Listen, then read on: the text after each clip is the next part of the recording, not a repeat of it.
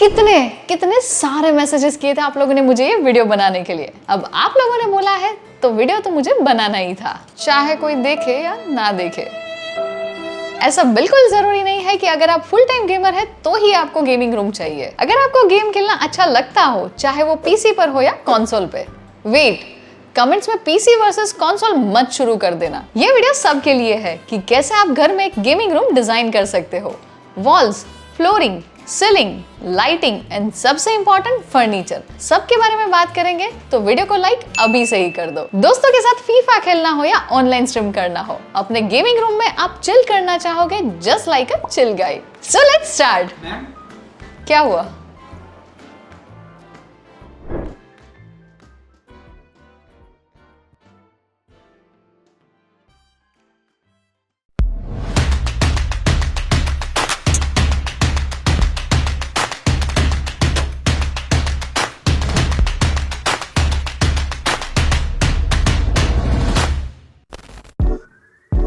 Gaming room design करते वक्त ये एक बात का ध्यान जरूर रखना होता है कि उसका यूसेज एंड पर्पस घर के बाकी रूम के कंपैरिजन में काफी अलग होता है। इसीलिए गेमिंग रूम की वॉल्स पर आप कोई भी ब्राइट कलर यूज नहीं कर सकते। ऑफ कोर्स आपने गूगल और पिंटरेस्ट पे बहुत सारी इमेजेस में देखा होगा कि गेमिंग रूम को कोजी बनाना होता है। तो मैं बताती हूँ कि हमें गेमिंग रूम में कौन से कलर्स यूज करने चाहिए। पहले तो हमें किसी एक वॉल को फोकल पॉइंट कंसिडर करना रहेगा, जो होगी हमारी एक्सेंट वॉल। ये वॉल नॉर्मली आपके गेमिंग सेटअप के पीछे वाली वॉल होगी। अब हमें गेमिंग रूम के एक्सेंट वॉल में बोल्ड नॉन रिफ्लेक्टिव कलर्स को यूज करना चाहिए, जैसे deep grey, navy blue and black. आप खुद सोच सकते हैं कि आपके डेस्क के पीछे नेवी ब्लू कलर कितना अच्छा एम्बियंस क्रिएट करेगा। मैं एक और रीजन भी बताती हूँ रिफ्लेक्टिव सरफेस या ग्लॉसी कलर्स यूज ना करने के लिए। अगर आप ऑनलाइन स्ट्रीम कर रहे हो तो ऑफ कोर्स आपका वीडियो ऑन होगा।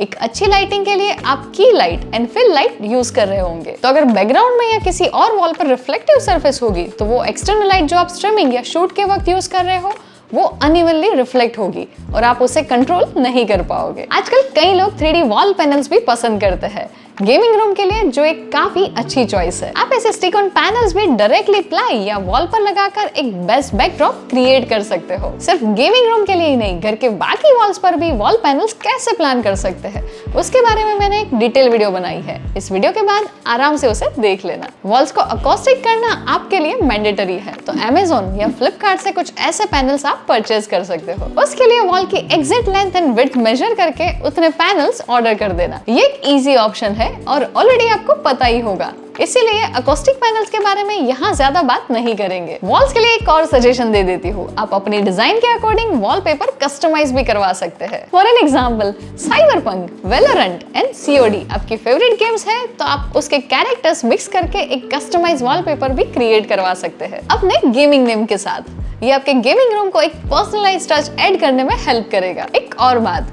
गेम्स के लिए आपके प्रेफरेंसेस चेंज हो सकते हैं पर रूम चेंज नहीं कर पाओगे, तो वॉलपेपर के लिए गेम सिलेक्शन उस तरह से करना। एंड ध्यान रखना, गेमिंग रूम के सारे वॉल्स को पोस्टर्स, शेल्स या डेकोरेशन से ओवरडू मत कर देना, वरना रूम कॉम्पैक्ट एंड क्लटर्ड लगेगा। तो अगर गेमिंग रूम के वॉल के बारे में जान लिया हो तो चलते हैं सेकेंड पॉइंट पे, जो है फ्लोरिंग।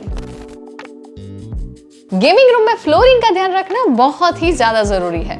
रुको, टेक्निकली समझाती हूँ क्यों। अगर आप अपने गेमिंग रूम में हार्ड फ्लोरिंग जैसे मार्बल और टाइल्स यूज करोगे तो थोड़ा बहुत इश्यू आ सकता है। उससे रूम में एको भी क्रिएट हो सकता है और कोजी एम्बियंस क्रिएट करने के लिए सॉफ्ट सरफेसेस ज्यादा प्रेफरेबल होती है। गेमिंग रूम फ्लोरिंग में आपको यूज करना है विनाइल, वुडन फ्लोरिंग और कारपेट जैसे soft and little bouncy materials. अगर गेमिंग रूम के लिए लॉन्ग टर्म फ्लोरिंग चाहते हो जो इजी टू मेंटेन हो और दिखने में भी अच्छी लगे, then go with SPC flooring. ये ड्यूरेबल होता है और दिखने में भी अच्छा लगता है और आपको इसे क्लीन करने में कोई एक्स्ट्रा एफर्ट्स नहीं करना पड़ेगा। आप अपने कंफर्ट के लिए और गेमिंग एरिया डिफाइन करने के लिए प्लश एरिया रग्स भी ऐड कर सकते हो। बस ऐसे ज्यादा पैटर्न्स वाले रग नहीं लेना, आपके रग्स को भी आपके रूम के थीम से मैच करना जरूरी है। अगर आप VR गेमिंग खेलते हो तो लंबे टाइम तक खड़े रहने के कारण फटिग हो सकता है, इसीलिए आप कुछ ऐसे एंटी फटिग मैट्स भी ले सकते हो लॉन्ग टर्म स्टैंडिंग सेशंस के लिए। इसके साथ एक और बात, इंटीरियर डिजाइन करवाते वक्त अगर आपको कोई भी डाउट है लेआउट, कलर कॉम्बिनेशन या मटेरियल्स को लेकर, तो आप मुझसे पूछ सकते हो एक 1-to-1 वीडियो कॉल पर। मैं खुद आपकी सारी क्वेरीज क्लियर करूंगी। इसकी लिंक आपको डिस्क्रिप्शन में मिल जाएगी।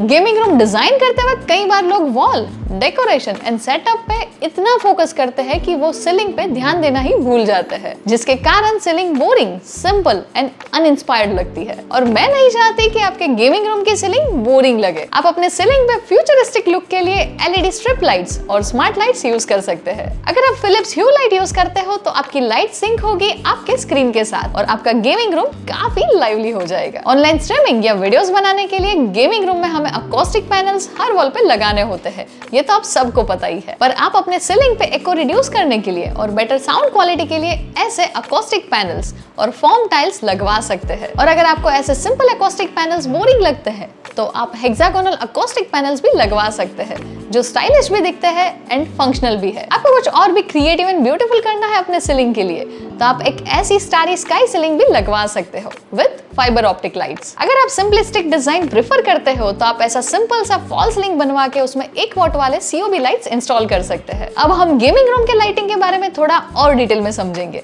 क्योंकि लाइटिंग ही गेमिंग रूम की जान होती है। गेमिंग रूम के लिए सही टेम्परेचर की लाइट्स काफी जरूरी होती है, क्योंकि हार्श एंड डायरेक्ट लाइट से आपकी आंखों में तकलीफ हो सकती है। फर्स्ट हम डेस्क के पीछे, शेल्व्स और मॉनिटर या टीवी के पीछे यूज करेंगे RGB LED स्ट्रिप्स को, ताकि एक कस्टमाइजेबल एंड इमर्सिव एम्बियंस बना सके। हम नैनोलिफ्ट लाइट पैनल्स को भी यूनिक वे में अरेंज करके एक फ्यूचरिस्टिक लुक क्रिएट कर सकते हैं। गेमिंग रूम में इनडायरेक्ट लाइटिंग के लिए हम फ्लोर लैंप और वॉल स्कॉन्सेस यूज कर सकते हैं, जैसे कि एक आर्क फ्लोर लैंप आपके रूम में स्टाइल भी ऐड करेगा। आप टास्क लाइटिंग के लिए डेस्क पर कुछ ऐसे क्रिएटिव लैंप्स ले सकते हैं। आप RGB लाइट को न्यूट्रल टोन के साथ बैलेंस करके रूम में कामिंग इफेक्ट क्रिएट कर सकते हो। सिंपली ये लाइट्स एक मोबाइल एप्लीकेशन के साथ आती है, तो आप इजीली कलर्स चेंज कर सकते हो। अब हम जाएंगे नेक्स्ट चैप्टर में, जो है फर्नीचर।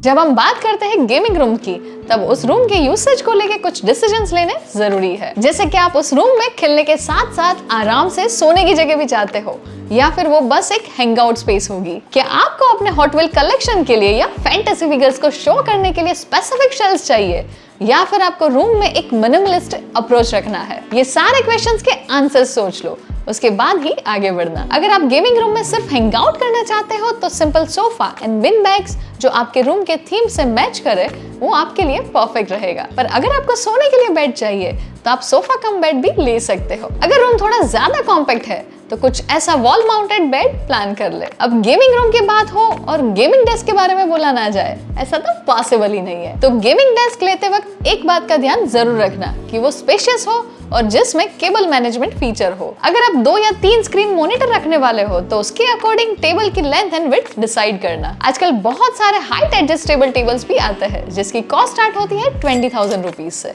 ये एक बहुत ही अच्छा ऑप्शन है। मैंने खुद ग्रीन सोल का हाइट एडजस्टेबल टेबल यूज किया है, तो आपके गेमिंग रूम के लिए एक परफेक्ट चॉइस है। अभी आपको लगेगा कि इसकी जरूरत नहीं, पर 4-6 महीने के बाद ख्याल आएगा कि उस टाइम ले लिया होता तो अच्छा होता। तो थोड़ा सा बजट इंक्रीज कर देना और डेस्क हाइट एडजस्टेबल ही लेना। अब बात करते हैं चेयर की।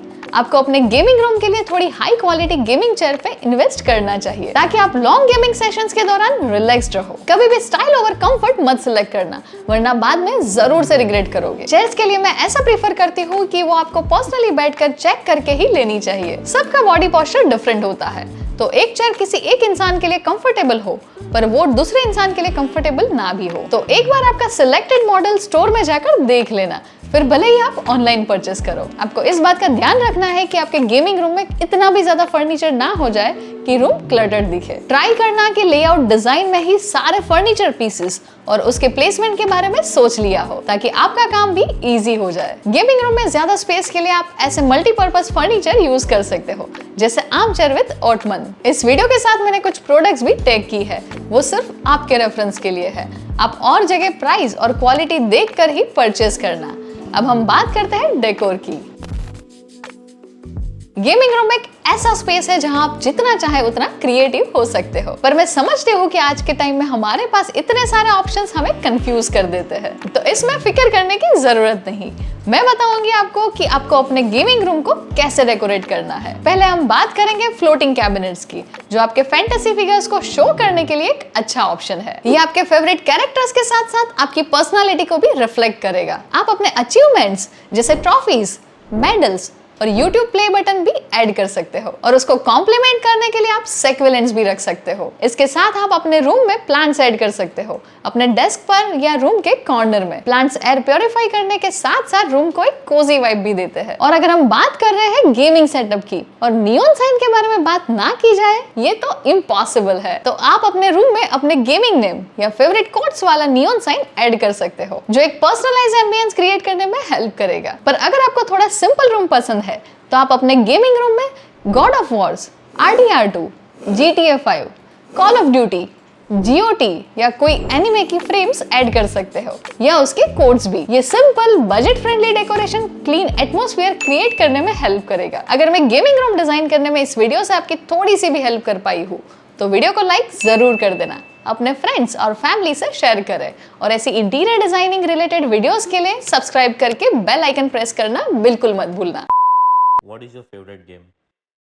Obviously RDR2, Why? क्योंकि उसके ग्राफिक्स बहुत अच्छे हैं और उसके अलावा उसकी स्टोरी टेलिंग इतनी अच्छी है कि मैं उसको छोड़ ही नहीं पाती। देखते जाओ, खेलते जाओ, देखते जाओ, खेलते जाओ।